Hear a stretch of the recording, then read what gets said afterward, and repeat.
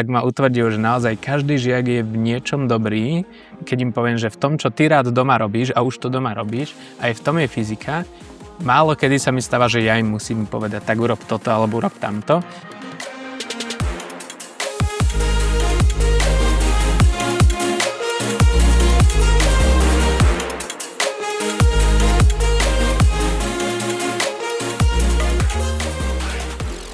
Vítajte v ďalšom dieli podcastu platformy Use Your Talents, ktorý sa volá Talent Talks, a dnes mi je cťou a vítam tu pri mne Martina Študňu, učiteľskú osobnosť roka, a som veľmi rada, že Martin prijal naše pozvanie. Vítaj, Martin. Ahoj a vítam. Dá sa povedať, že celým týmto podcastom vás budem sprevádzať ja. Ja sa volám Helena Priesolová, som certifikovanou koučkou platformy Use Your Talents, čo sa týka talentov Gallup. A vlastne to je aj téma, ktorá nás s Martinom spojila pred pár rokmi opäť, pretože my sme s Martinom chodili na jednu platformu počas vysokej školy, kde sme sa spolu stretávali. A po rokoch sme sa opäť stretli na jednom festivale, kde si zablúdil do stánku so svojou manželkou, kde sme sa bavili o vašich talentoch. A to bolo možno toto, čo nás tak po nejakej dobe prepojilo. A aj tou talentovou formou budeme viesť tento rozhovor. Budeme sa na Martina možno pozerať tak trošku inak ako v tých iných podcastoch, ktoré on viedol. A teda, Martin, o tebe je známe, že považuješ svoju prácu za taký svoj koníček a že keby si to nemal platené, tak si s tým úplne v pohode, len treba z niečoho žiť. Takže viem, že ty razíš túto teóriu, že je to vlastne pre teba taká radosť. Ako si sa dostal k tomuto povolaniu?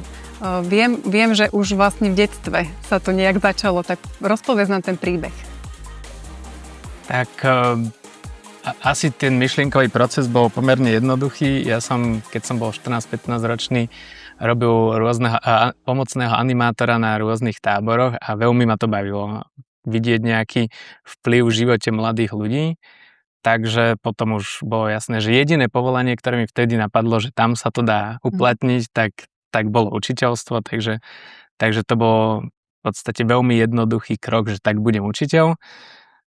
Bol som lenivý študent na strednej škole, takže potom som si vyberal odbory podľa toho, čo mne najjednoduchšie išlo. Čiže nehľadal som také, že čo možno bude, že kde sa môj talent nejak najviac rozvinie, ale skôr také, že čo mi ide najprirodzenejšie, najľahšie, tak do toho idem. Takže vyhrala matika, fyzika a zvolil som si teda učiteľstvo. Tak ako my aj z toho talentového prístupu vieme, že tie veci, ktoré nám idú nejak prirodzene a máme v tom také flow, plynutie, tak tie sú tie, kde máme pravdepodobne aj ten talent. Hej? Len možno, aký je ten tvoj vzťah k tým tvojim talentom, kedy si ty začal uvedomovať, že možno máš nejaké talenty na niečo konkrétne? Presne to si mi nahrala, lebo práve som chcel doplniť, že áno, že ono je to prirodzené, ale človek si potrebuje zvedomovať veci. A ja som si to práve že začal zvedomovať dosť neskoro, že veľa vecí som robil tak intuitívne. A prvým takým momentom, kedy som si uvedomil, že že naozaj má zmysel ísť podľa nejakých talentov alebo toho, čo nám bolo nadelené tak pozitívne, a že proste si to môžeme nejak v sebe prejsť, tak bolo, keď som bol na Komenského inštitúte, tak tam sme mali jeden seminár s koučom Jan Mulfajt a on práve o tomto hovoril, že my keď dáme strašne veľa energie do toho, čo nám nejde, tak nikdy nebudeme takí dobrí, ako keď dáme tú istú energiu do niečoho, čo nám ide, že práve v tom školstve, a teda ja ako učiteľ matematiky som to videl často, že keď niekomu nešla matika, tak sa to do toho proste išlo do účka, treba počítať, ale tá energia, ktorá do toho bola vložená, by možno priniesla o mnoho lepšie výsledky na tom mieste, kde sú tie talenty. Takže to bola taká prvá lastovička, no a potom také naozaj, že začínanie si zvedomovania bolo až keď sme sa stretli s tebou.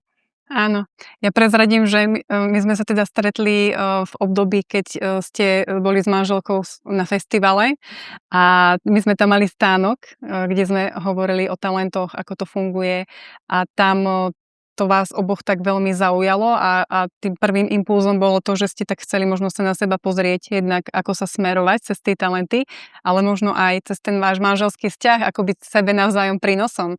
Tak keď sa teraz na to spätne pozeráš, my sme už spolu aj absolvovali nejaký rozhovor k tomu, ako tie vaše talenty fungujú, ako sa ty s tvojou manželkou v tom celom doplňaš, v čom možno je každý z vás výnimočný, tak keď sa teraz na to spätne pozeráš, viem, že už sú to nejaké zhruba 3 roky, kde si nabehol na talenty a na také fungovanie cez ne, tak čo to prinieslo možno do toho vášho manželstva?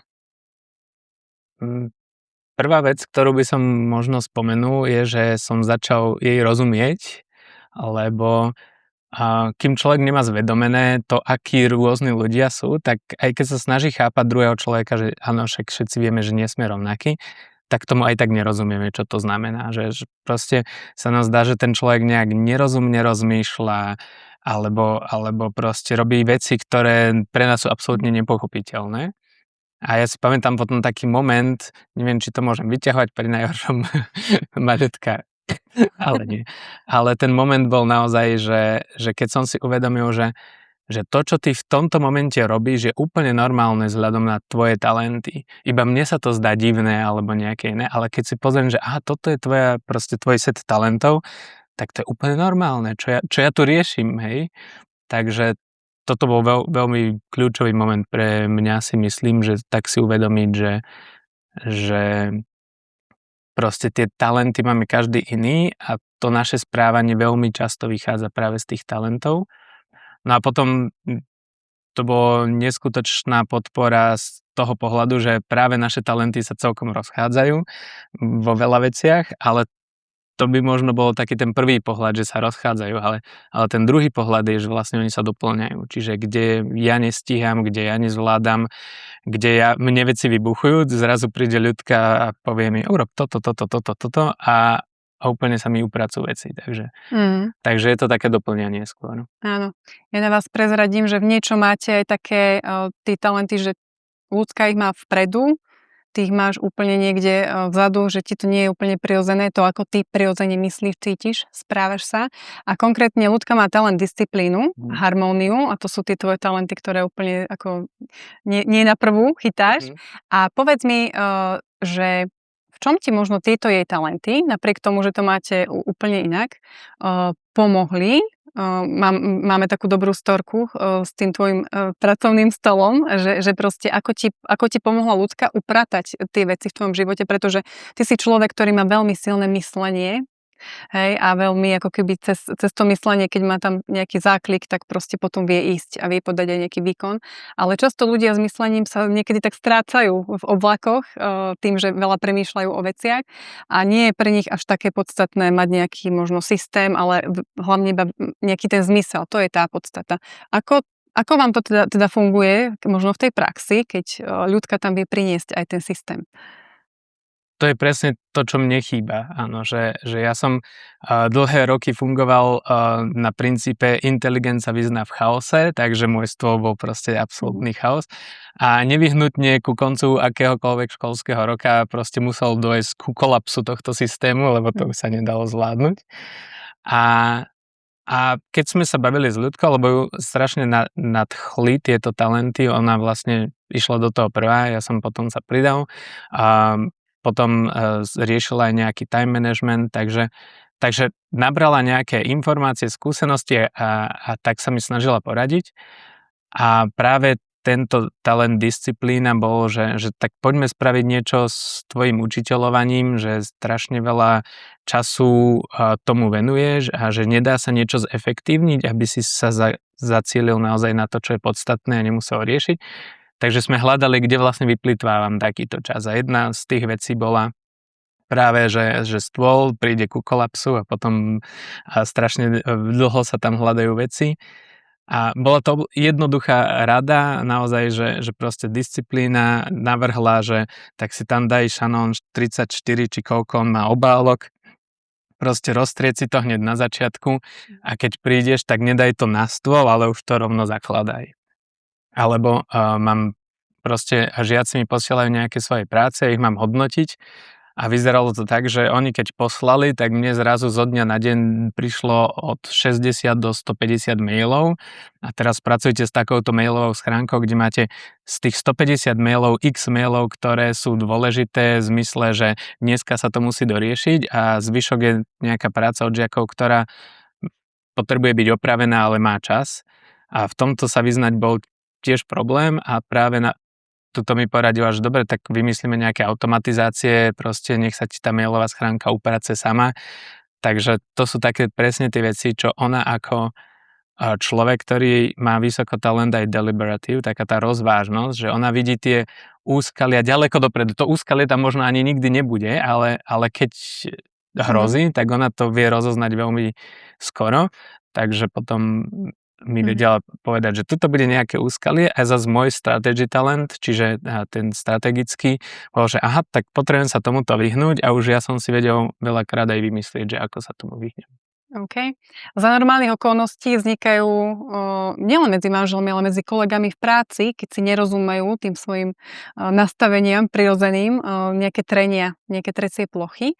Stalo sa možno aj tebe, že si v rámci tvojej práce zažil také, že ten tvoj kolega, kolegyňa alebo možno žiak to mal úplne inak ako ty a práve to, že si už vedel o tom, ako tie talenty fungujú, tak ťa to tak vrátilo späť, že tak, ale je to takto, že je to v pohode? To, čo sme sa ráno rozprávali, tak spätne mi potom nejaké k tomu vybehli situácie, že ako sa pozerá na spravodlivosť rôzny talent. A ja mám vysoko práve tú individuálnosť a jedinečnosť, pozerať sa na človeka individuálne a že človek s týmto talentom spravodlivosť vidí, že však dajme mu to, čo potrebuje, ale potom človek, ktorý má iný talent, napríklad disciplínu, sa na spravodlivosť bude pozerať, že dajme každému rovnako, hej, aby nikto nebol ochudobnený.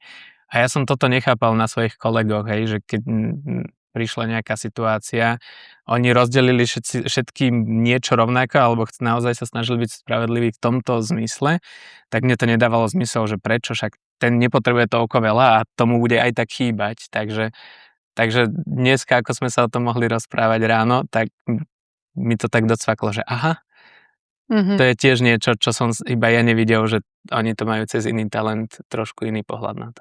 Áno, vlastne my pomáhame v tých učiteľských tímoch pochopiť tú svoju rozdielnosť a využiť to naopak preto, aby to ten tým dokázalo posilniť, aby každý naozaj tú svoju jedinečnosť tam mohol žiť a žiariť nej. A ty si povedal pekný príklad s tým, ako ste si to s tvojou manželkou nastavili cez tie talenty. No a poďme sa teraz možno trošku viac presunúť naozaj do toho školského prostredia.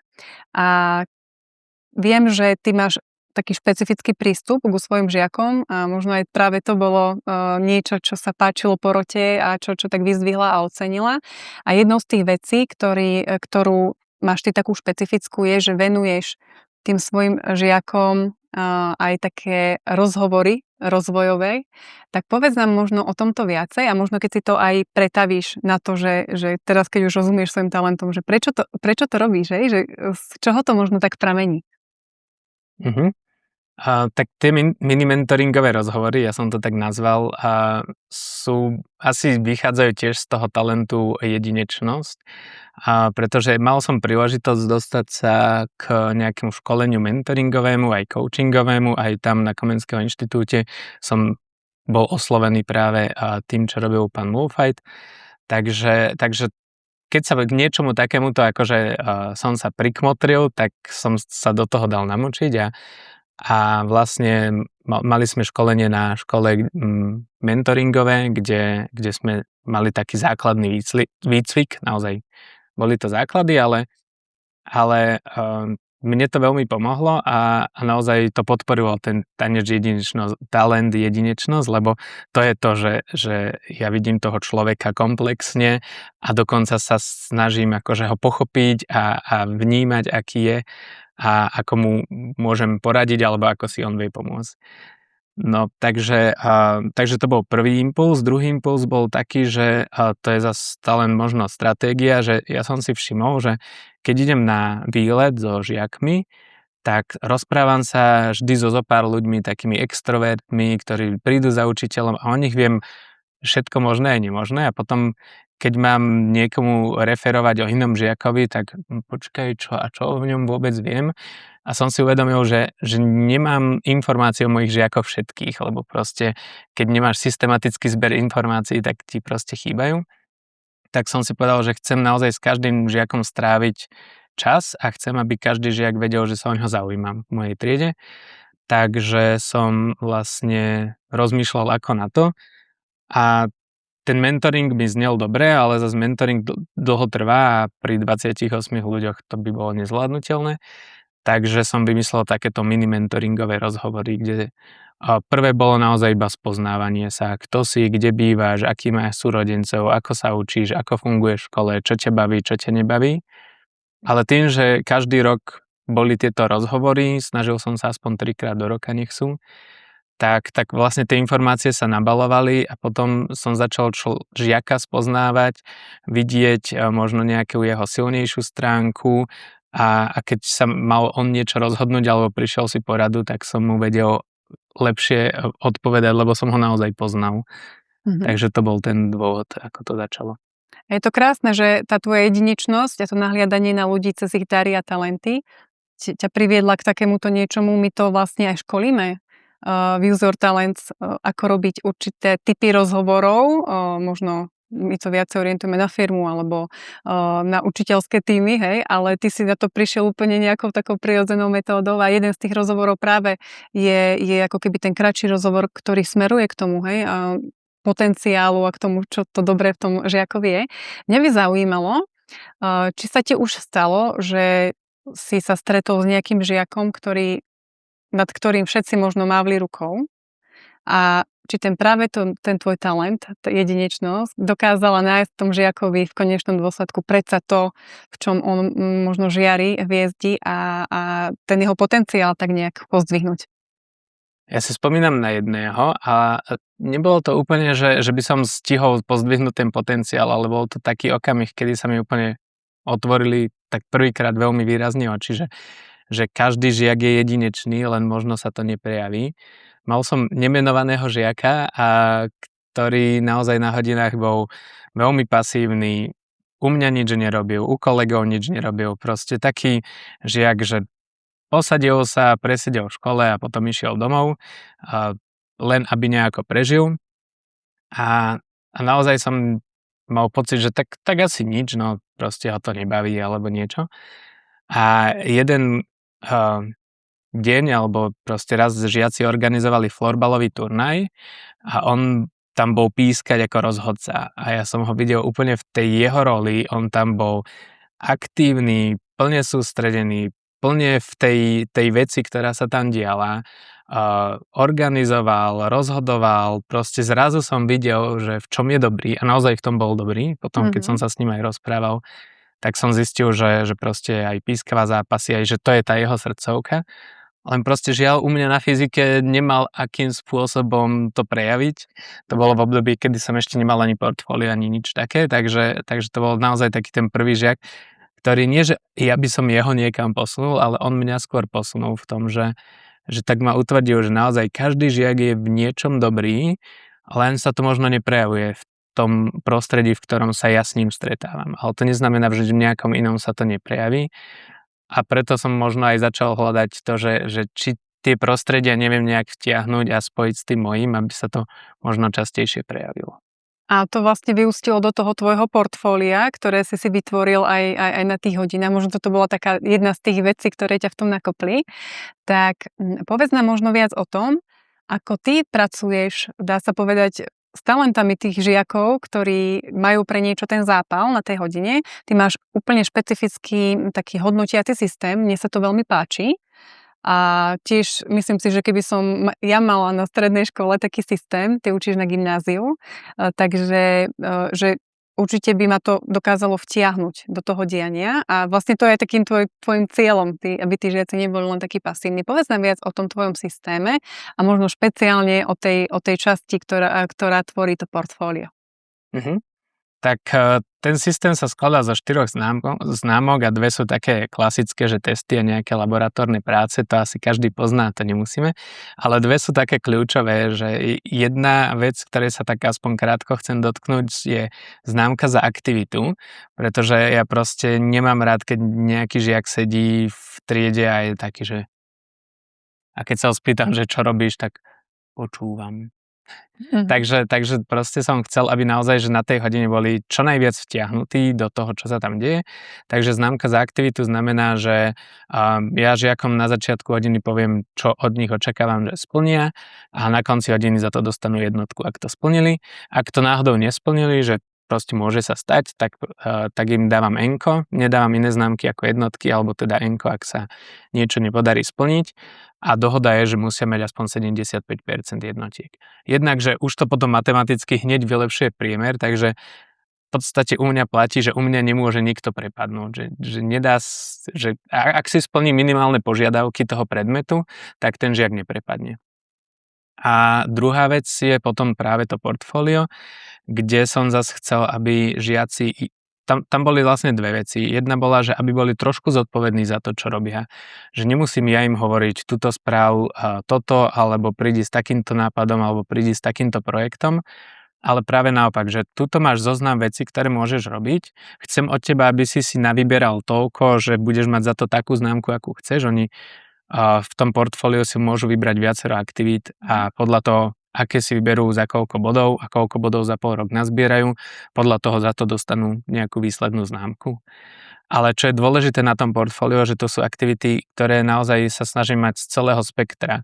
Keď mám športovcov, tak tí analyzujú niektoré svoje športové výkony, že natočí si video, ako hádže o štep a potom robí z toho analýzu. A ju to posunie aj v tom športe tým pádom a ešte jej aj pomôžem a ešte aj sa naučí nejakú fyziku a nejaké spracovanie dát. Ale potom sú takí, že naozaj umelci, ktorí potrebujú si niečo kresliť, písať básne a tak ďalej, tak proste dám im príležitosť, aby v tom našli fyziku a dostanú tiež za to body, ale samostatne si rozhodujú, že koľko bodov chcem, akú známku dosiahnem.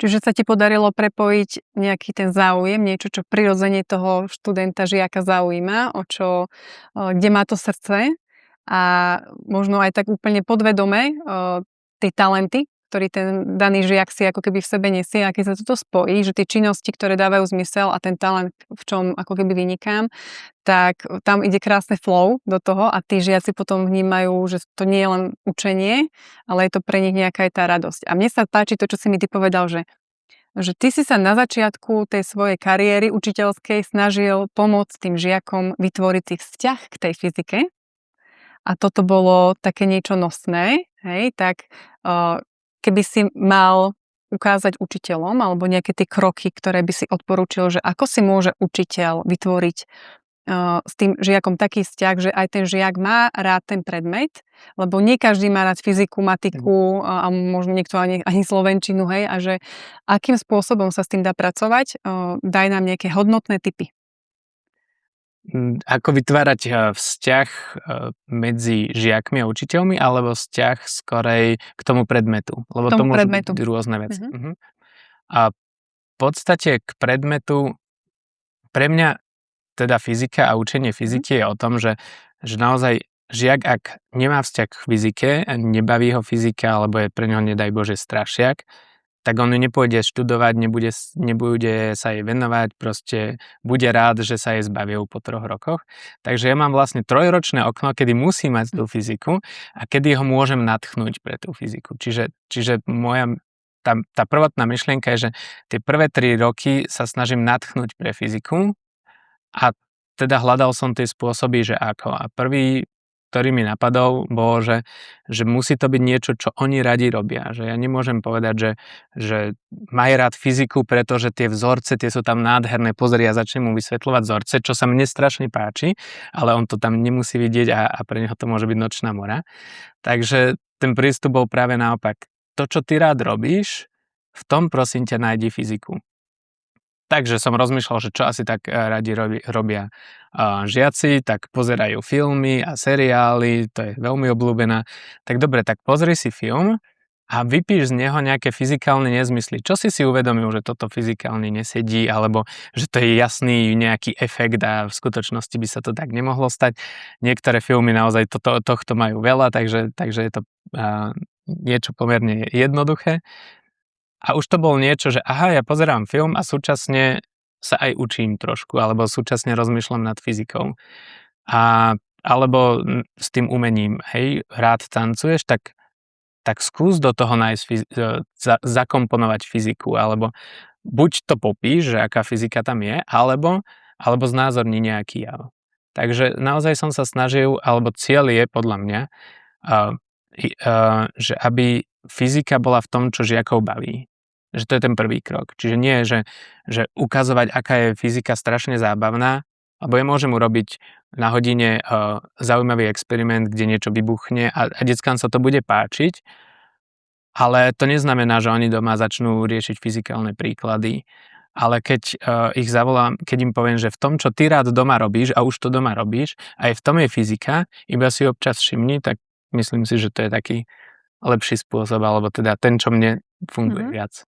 Aký bol možno nejaký najkreatívnejší spôsob toho získavania dobrej známky do časti portfólio od tvojich žiakov, s ktorými si sa stretol? No, žiaci sú veľmi kreatívni, akože brutálne. A už často spomínam tú divadelnú hru, ale to akože mi znie ako niečo úžasné, že študentka napísala, zarežírovala a potom aj odohrali divadelnú hru. Ale proste mám žiakov, ktorí radi sa hrajú počítačovú hru, tak urobil analýzu viacerých počítačových hier a fyziky v nej, že zobral nejaké auto a ako sa rozbilo, nerozbilo pri nejakých situáciách. Čiže kvázi robil experiment, že naozaj snažil sa mať rovnaké podmienky, ale nerobil to proste s nejakými pomôckami, robil to v tom prostredí, ktoré ho bavilo. Takže žiaci sú veľmi kreatívni a málo kedy sa mi stáva, že ja im musím povedať, tak urob toto alebo urob tamto. Oni prídu s tým svojím nápadom a ja im možno trošku pomôžem akože tak metodicky, že aby to naozaj bol experiment a nielen nejaký, že som sa niečo pokúsil. Uh-huh. A teda, keď sa vrátime možno späť k tým tvojim talentom a to, ako dnes funguješ ako učiteľ, určite to malo nejakú postupnosť a tiež si z začiatku nemusel uvedomovať tú svoju jedinečnosť aj cez tie talenty. Ja si pamätám, že si mi spomínal, že keď si prvý raz tak zvedomil, čo je ten tvoj talent, ako to možno funguje a ako to kvázi môžem efektívnejšie používať, tak tam začala taká možno aj tvoja nejaká vnútorná premena teba ako učiteľa. Tak povedz nám možno o tom trochu viac. Aká bola tá tvoja cesta toho zvedomovania si, že od toho, že neviem nič, až po to, čo vlastne žiješ dnes a čo ti pomáha aj na tej tvojej ceste zlepšovania sa, zefektívňovania tých svojich procesov učiteľských. Tak to sú zasa vždy také mikromomenty, ktoré ťa niekam posunú. A pre mňa ako učiteľa bolo veľmi dôležité mať dobrú prípravu, mať naozaj, že proste pripravenú hodinu. Proste dával som toto veľmi veľa času. A bolo to niečo, čo nie vždy bolo efektívne. Takže ten prvý taký krok bol, keď som si uvedomil, alebo keď som si tak zvedomil, že a to mi zasa ľudka pomohla, že ten môj život, alebo môj deň, alebo ten čas, že to je nejaký kontajner, že tam viac vecí nenapchám, proste ten má rovnakú veľkosť a ja si potrebujem to nejak rozdeliť, že dobre, tak teraz idem robiť prípravy, napríklad mám zajtra 4 hodiny, potrebujem si pripraviť 4 hodiny, a doma mi ostáva 2 hodiny na to, alebo v škole mám na to 2 hodiny. Takže je mi jasné, že mám pol hodinu na jednu prípravu, tak môj pôvodne ako som fungoval, bolo, že som prípravy robil prvú prípravu, druhú, tretiu, proste keď som mal pocit, že s niečím sa treba vyhrať, tak som sa vyhral, trvalo to strašne dlho, bolo neefektívne. Teraz, keď si uvedomím, že že mám pol hodinu na to, aby som nachystal dobrú hodinu, tak sa tam nemôžem hrať s prezentáciou a že či bude oranžové pozadie alebo zelené pozadie, to je úplne jedno. A dôležité je naozaj mať dobre nastavenú aktivitu, dobre nastavený cieľ. Čiže taká práca s uvedomovaním si cieľu a s uvedomovaním si, koľko času mám na to, aby som ten cieľ nejak naplnil. To bol možno taký prvý krok. Druhý je, že naozaj môj talent stratégia je pomerne vysoko. Takže ja už keď mám cieľ, tak ja už si to viem rozkrokovať, že dobre, tak ideme toto a takto sa dostaneme k tomu cieľu. Takže neviem, tá cesta je, že postupne si nastaviť nejaký cieľ a v tom cieli potom zvoliť dobrú stratégiu. Uh-huh.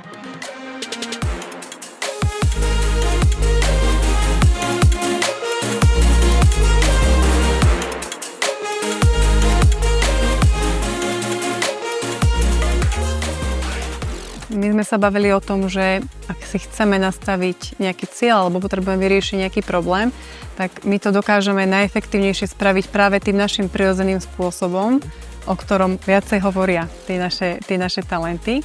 Tak keď si sa možno aj ty pripravoval a bol si nominovaný do tejto súťaže o učiteľskú osobnosť roka, obnášalo to aj pre teba ako keby nejakú cestu? Mal si v tom nejaký cieľ alebo nejaké veci, ktoré si potreboval splniť na to, aby si sa dostal tam, kde si dnes? Akože priamo v tej nominácii asi nie. Akože mali sme tam nejaké výstupy, ktoré sme si potrebovali samozrejme pripraviť. Tam nám s tým aj pomáhali úžasní mentori, ktorí nám pomohli a povedali, že ako vystupovať, ako prezentovať. Ale to sú také naozaj, že malé zručnosti alebo detailné zručnosti, ktoré sme tak trošku šperkovali. Ale čo si myslím, že je dôležité pri nastavovaní týchto cieľov, je, že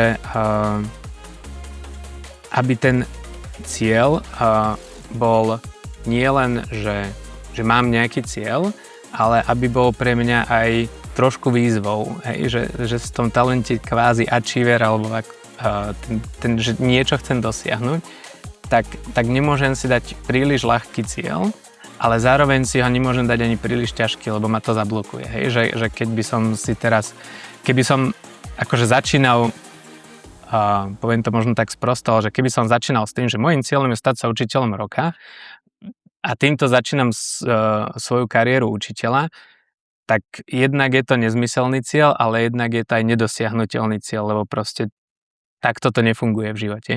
Ale keď je môjim cieľom, že môjim cieľom je zlepšiť túto jednu vec, napríklad najbližšie chcem pracovať na tom, že potrebujem trošku posunúť vzdelávanie maturantov, pretože máme rôzne skupiny maturantov, niektorí chcú ísť na medicínu, niektorí na technické veci a potrebujem to tak nejak zladiť, aby každý dostal čo najefektívnejšie tú svoju podporu. Tak keď môj cieľ je vymyslieť proste ten seminár tak, aby sa poskladali aj tie veci, ktoré potrebujú tí, čo idú na medicínu, aj s tými vecami, čo potrebujú tí, čo idú maturovať, tak toto je už cieľ, ktorý je zvládnutelný, ale je dostatočne náročný. Hej. Nie je to také, že už viem dopredu, čo mám spraviť a vlastne nemusím vôbec niečo riešiť. Rozumiem. Keď sa na to pozrieš z toho hľadiska, ako ten cieľ naplniť, hej, tak a keďže viem, že ty s tými svojimi talentami tak vedome pracuješ, tak aká je tá tvoja cesta toho naplnenia cieľa, ako sa ty zamýšľaš nad tým, že tebe je to prirodzené cez tie tvoje top talenty takýto cieľ naplniť? Tak prvá vec je asi špecifikácia toho cieľu a to je také, že to musí prísť asi nejaké výpodniť skôr z okolia, že napríklad moja manželka toto má lepšie, že ona, neviem presne, ktorý talent má na toto zameraný, na tie ciele, ale Fokus. Áno, fokus, tak. Tak ona to má lepšie, takže napríklad keď doma niečo riešime, tak v spoločnom rozhovore mi vyplynie ten cieľ. Takže u mňa tie ciele tiež sú také, že zvonka nejaký input, hej, že napríklad aj tento seminár, že to je niečo, čo som si ja analyticky uvedomil, že decká potrebujú, že žiaci nejakým spôsobom si pýtajú. Takže to je ten cieľ. A potom nastupuje práve tá silná stránka, že že teraz analýza a stratégia. Čiže stratégia je, vyrobím si nejaké 4 možnosti alebo 3, ako by sa dal ten cieľ dosiahnuť a zanalizujem, že ktorá asi vyzerá najlepšie a potom po nej idem. A to, čo už ma ťaha naozaj za tým, že dosiahnuť ten cieľ, že nezdať to v polke a je práve ten achiever, že proste už keď sa do toho pustím, už keď vidím, že na niečom pracujem, tak nech to dotiahneme do niečoho. V čom je možno rozdiel v tvojom živote, že život predtým, ako som spoznal svoje talenty a začal si ich uvedomovať a robiť s nimi a to, keď som to vlastne nemal takéto pomenované. V čom je ten možno posun u teba? V podstate, keď som si to nezvedomil, tak naozaj som išiel prvoplánovo do veci. Hej, mám robiť niečo, chcem dosiahnuť niečo, mám urobiť prípravu, proste riešim, až kým môj mozog nevypne, alebo až kým mi nedojde čas, alebo proste niečo. A mal som pocit, ako keď sa niekedy tak až brodíš nejakým bazénom, hej, že ideš z celej sily, ale akože v porovnaní na vzduchu proste sa vôbec nejak rýchlo nehýbeš. A potom, keď som si uvedomil, že aha, takéto mám talenty a keď to urobím takto a keď napríklad si naozaj zastavím sa a poviem si, že toľko času na to chcem, takže musím to urobiť naozaj efektívne, tak zrazu som mal pocit, že menej energie do toho dávam, do toho pohybu a aj tak sa hýbem rýchlejšie a ďalej. Čiže ten, akože metaforicky vyjdeš z toho bazéna a bežíš po súši, hej, že už ťa to nestojí toľko energie, alebo vieš, kam ideš a ten odpor nie je až taký silný. Rozumiem. Na prvom mieste u teba je talent učenie. Čo sa možno ty vo svojom živote najradšej učíš?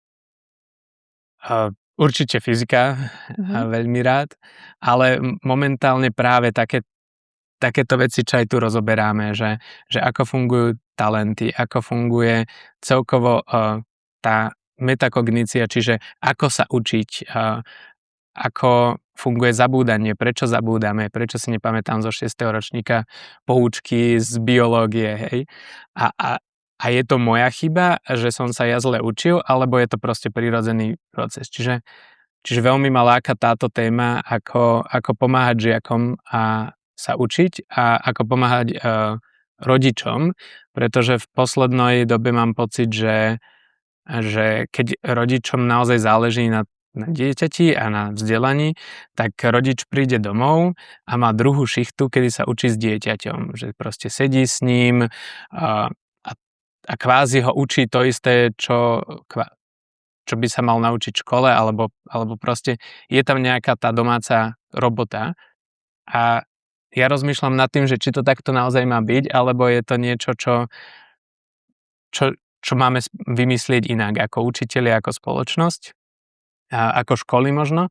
Takže v tomto smere sa teraz snažím vzdelávať a veľmi ma to baví.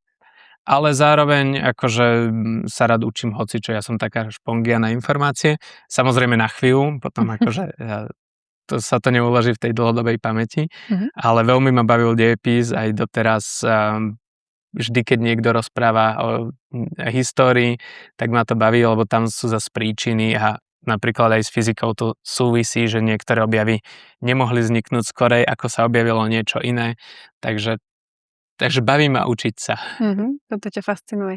Keď si hovoril o tom, ako pomáhať tým žiakom kvázi učiť sa, hej, tak existuje na to krásny spôsob, ktorým aj my pomáhame žiakom a to je taký, že vlastne keď tie svoje talenty spoznajú, keď ich majú namerané, tak existuje od Gallupu report, ktorý je určený práve pre žiakov, aby sa cez tie svoje talenty pozreli na to, ako sa čo najefektívnejšie učiť tým svojim talentovým spôsobom. Hej?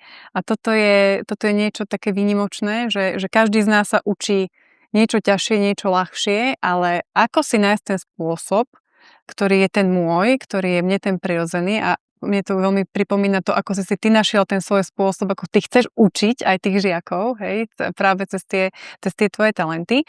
Na poprednej priečke máš aj talent jedinečnosť, hej, a ty dokážeš sa na tých žiakov pozerať z toho, aký je v nich ten potenciál, kde môžu zažiariť a to je vlastne aj takým cieľom tých tvojich 20-minútových rozhovorov, ktoré s nimi máš. Povedz mi možno trošku viac o tom, ako tento talent sa ti podarilo doteraz tejto práci učiteľa ako keby rozvíjať, lebo talent máme, ale až keď ho rozvíjame, investujeme do nejakú energiu, čas, tak až vtedy sa stáva tou našou silnou stránkou. Takže skúsa pozrieť na tú jedinečnosť. Pred pár rokmi možno a teraz. V čom je rozdiel? V prvom rade je dôležité si ho uvedomiť, že kým si to neuvedomíme, tak je to naozaj na takej nejakej intuitívnej úrovni. Možno ako s tým žiakom, ktorého som spomínal, že mne to otvorilo oči v konečnom dôsledku. A tá jedinečnosť je pre mňa talent, ktorý mi nedovolí niekoho hádzať do škatulky. Že nedovolí mi povedať, že toto je taká trieda a toto je trojkár. Ja som v živote nemal žiaka zakategorizované, že toto je dvojkár.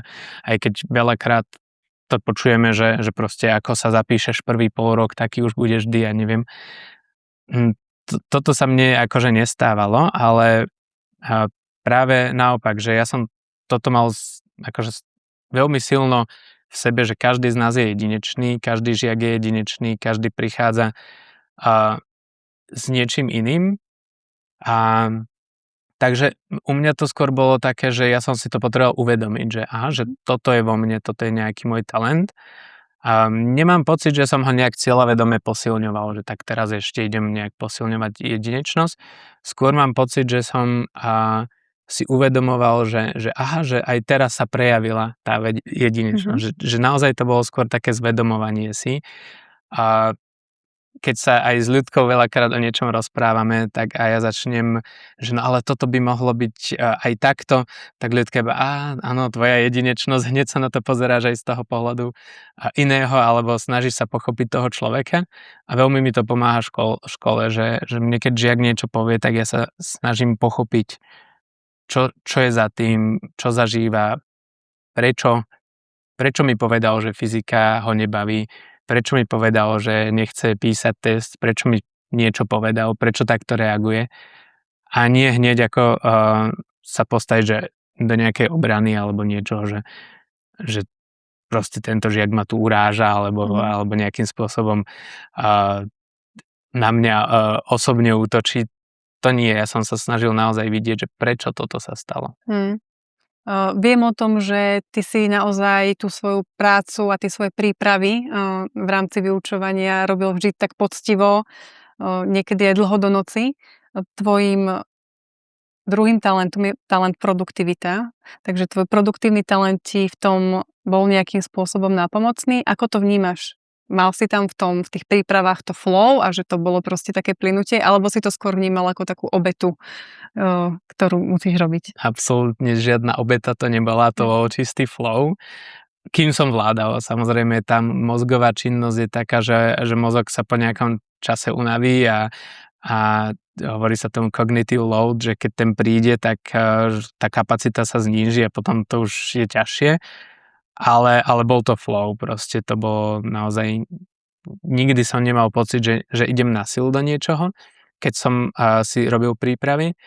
A čom to bolo ale nevýhoda je, že naozaj, keď človek má flow, tak zabúda na všetko okolo seba a napríklad keď máš rodinu, tak to nie je úplne najšťastnejšie riešenie prísť o 7 domov a ešte do 10 robiť prípravy a proste čiže z tohto hľadiska si myslím, že tam je potom naozaj dôležitý možno ten talent, ktorý práve mala ľudka, že ona povedala, že dobre, ale skúsme to zasa vymyslieť inak, aby si toto nemusel toľko toho robiť, aby tie prípravy netrvali tak dlho a aby si mal stále ten pocit, že áno, som dobre pripravený na hodinu, ale neznamenalo to, že ja ťa vidím iba v sobotu večer, lebo vtedy máš cez týždeň čas a potom sa teším na prázdniny.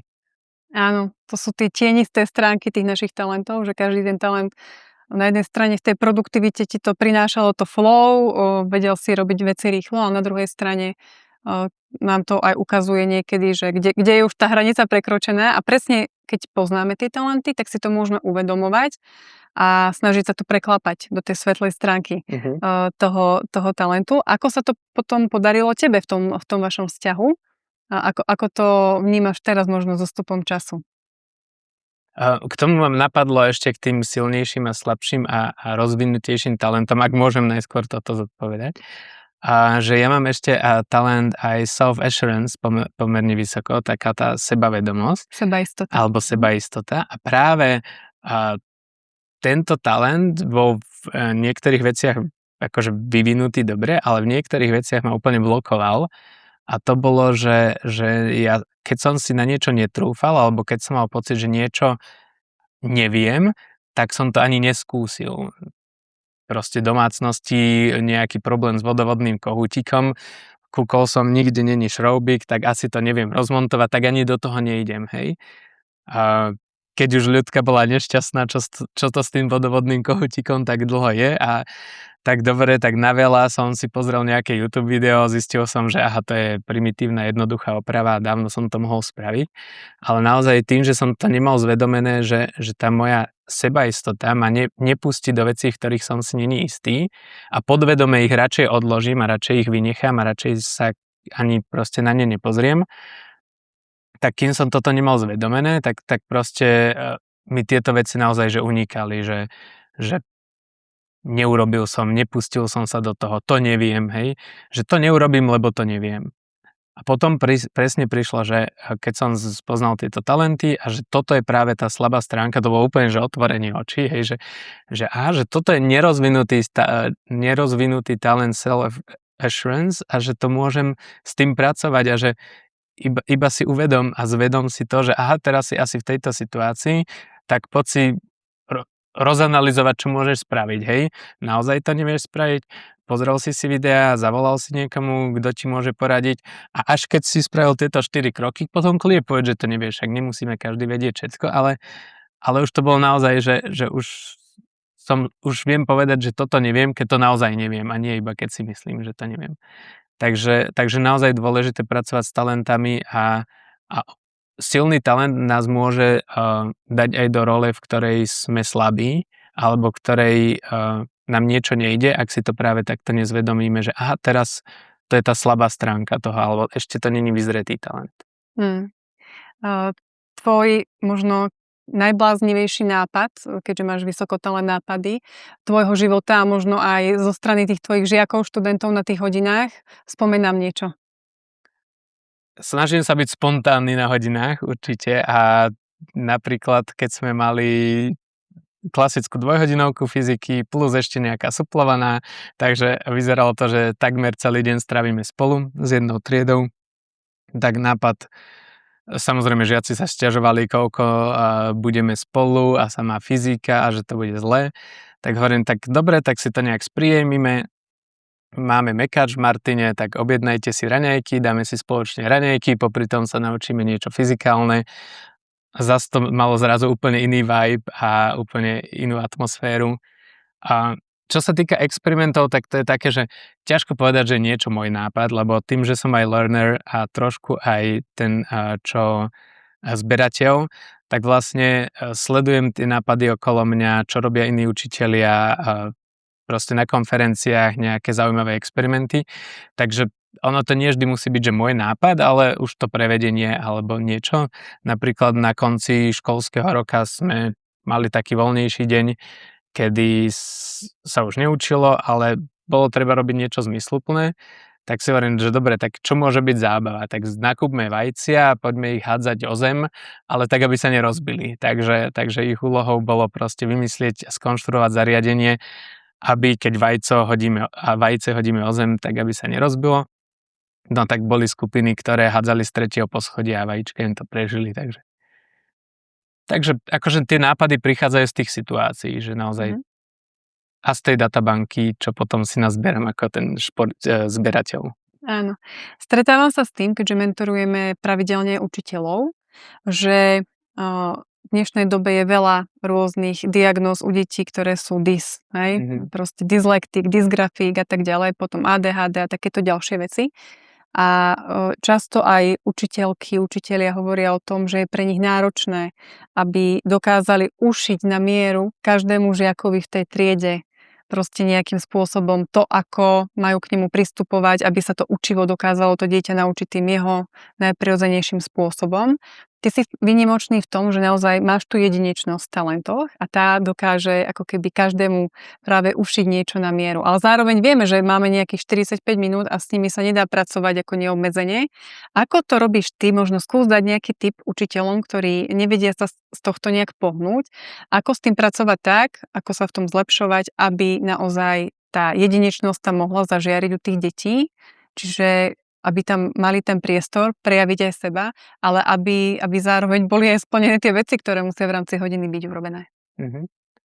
Tak ja mám tú výhodu, že učím na gymnáziu, čiže možno nemôžem hovoriť úplne za základnú školu alebo nejaký prvý stupeň, ale tým, že učím na gymnáziu, tak žiaci už sú dostatočne samostatní. A keď tam mám 28 žiakov, ktorí každý niečo spraví alebo nejak je zapojený a angažovaný, tak ja musím robiť menej. Ako náhle som ja jeden jediný angažovaný a mám sa venovať 28 žiakom a ešte ideálne každému individuálne, tak to mám 28 x 45 minút, proste to sa nedá. Takže ja sa snažím naozaj, aby žiaci čo najviac sa zapojili sami alebo pracovali sami so sebou. Napríklad, keď sa spýta, že ak mám toto dobre, alebo dobre mi vyšiel ten výsledok, tak čo má sused? Porozprávaj sa so susedom. A ak aj sused nevie, alebo proste nevedia, tak dobre, tak skús to zadať do AI, hej, čiže máme umelú inteligenciu teraz v dispozícii, čo ti ona hovorí. Ešte stále ste si nie istí, či je to dobré alebo nie, tak skúste sa poradiť ešte v rámci akože širšej skupiny a ja som naozaj až ten posledný, že dobre, keď stále nevieme, tak pomôžem, ale málo kedy sa stane, že naozaj po týchto krokoch nevedia. Alebo vždy mám v triede niekoho, ktorý je šikovnejší, takže keď vidím, že skončil, má hotovo, tak hovorím, a teraz šír túto vedomosť po miestnosti. To znamená, že on nebude sedieť, že ja už som si dopočítal a niekde pod lavicou sa bude snažiť niečo ťukať do mobilu, ale proste, dobre, ty si dopočítal, tebe to už vyšlo, tak nájdi niekoho, kto s tým bojuje, kto to ešte nemá doriešené a choď mu poradiť, choď mu povedať, zisti, čo mu nefunguje. Takže mne toto celkom funguje. A potom sú to také veci, že dobré, že nevieme rozdeliť triedu na 28 jednotlivcov veľakrát, alebo teda triedu áno, ale je aktivity, tak urobme dve skupiny aktivít. Urobme skupinu A, skupinu B a už žiaci buď si vyberú, dneska sa cítim na skupinu A, dneska na skupinu B, alebo niekedy poviem, dobre, teba vidím na skupinu A, lebo proste ty si šikovný a nedovolím ti flákať sa v skupine B, hej, alebo naopak, že tebe viac ide kreslenie grafov, tak poď do skupiny B, tebe viac ide výpočty, tak poď do skupiny A, ale mám dve skupiny. A keď mám dve skupiny jeden rok, tak na ďalší rok v podstate už mám pripravenú tú hodinu, takže môžem pridať skupinu 3. A čiže takto postupne vytvárať nejaké menšie skupiny. Stále dostatočne veľké, aby som to zvládal, ale už je to diferencované trošku. Čiže si tak postupne buduješ to portfólio tých aktivít na tej hodine, že začínaš najskôr ako keby plošne, potom ideš na dve skupiny a potom zase špecificky, keď má niekto potrebu alebo niečo špeciálne, tak potom to rozširuješ. Takže vďaka za tip. A ešte mi napadlo, že ja ako učiteľ nepotrebujem vedieť o všetkom, čo sa deje. Veľakrát máme pocit, že keď sa diskutuje v skupinkách, tak potom každá skupinka musí mne učiteľovi zreferovať. Oni mi to nemusia zreferovať. Ja nepotrebujem, aby som zabil čas kvázi znova tým, že mi oni budú rozprávať, o čom sa rozprávali. Ja mám potom iné metódy alebo iné formy feedbacku, kedy zistím, že či tomu, o čom sa mali rozprávať, dobre porozumeli, alebo ešte majú nejakú miskoncepciu, ktorú na ďalšej hodine potrebujem nejakým spôsobom napraviť. Rozumiem. Čiže poďme si to ako keby zhrnúť. Teda ten tvoj život predtým, ako si poznal tie svoje talenty a teraz, keď ich poznáš, tak v čom je rozdiel a čo bolo možno takým tým najväčším prínosom práve do tej tvojej role učiteľa? tak predtým to bolo naozaj niečo, že robím veľa a neefektívne. Takže míňam energiu a tie výsledky samozrejme nejaké sú, ale keď sa na to teraz pozriem, tak aj vzhľadom na to, čo sme sa bavili o rodine a že potrebuje človek mať aj čas s rodinou, aj čas sám pre seba a nejaký taký priestor na nabratie a refreshment, tak mám pocit, že robím menej, ako som robil v tých prvých rokoch, ale tak efektívne, že tých výsledkov je viacej, alebo že to, čo robím, je dostatočne efektívne. A nevedel by som to robiť tak efektívne, keby nepoznám, v čom som dobrý a nerobím to tým štýlom, v ktorom som dobrý. Keby sa snažím to robiť všetkými štýlmi a všetkými spôsobmi, lebo nemám zvedomený ten svoj, ktorý mi ide. No. Tak verím, že vlastne toto bola aj tá cesta, ktorá ti pomohla ako získať to ocenenie, aj keď si to nerobil preň, hej, ale že to bol nejaký proces, ktorý tak prirodzene z toho vyplynul. Naozaj ti v tom srdečne gratulujeme. A možno taká posledná otázka na záver. Čo si myslíš, Martin? Čo by sa stalo so slovenským školstvom, keby učitelia poznali tie svoje talenty a vedeli by ich pomáhať spoznávať aj tým svojim žiakom? Možno tak, ako to robíš ty. Tak v prvom rade podľa mňa učiteľov by to strašne bavilo, čo robia. Pretože keď robím niečo tým štýlom, akým je prirodzený, tak ma to proste baví. Takže by sme mali nadšených učiteľov, ktorí toto nadšenie potom dávajú ďalej žiakom. Žiaci by zistili, že mňa učenie môže baviť, lebo si to zasa robím tým svojim štýlom. A možno ma nebaví každý predmet, to nehovorím, ale učenie ako také, posúvanie sa vpred, to ma baví, lebo to robím tým štýlom, ktorý mi je prirodzený.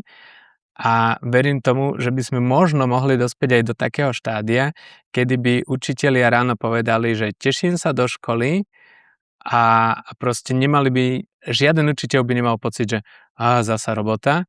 A žiaci by tiež povedali, teším sa do školy, a keby sa niekto pýtal, že čo, už sa tešíš na prázdniny, tak by odpovedali, nie, mne je v škole dobre.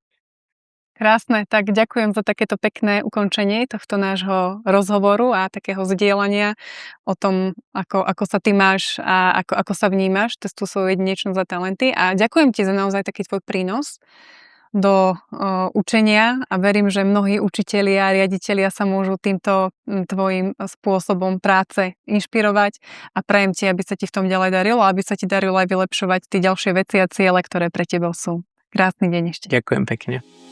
Pomôžeme vám rásť vďaka vašim talentom.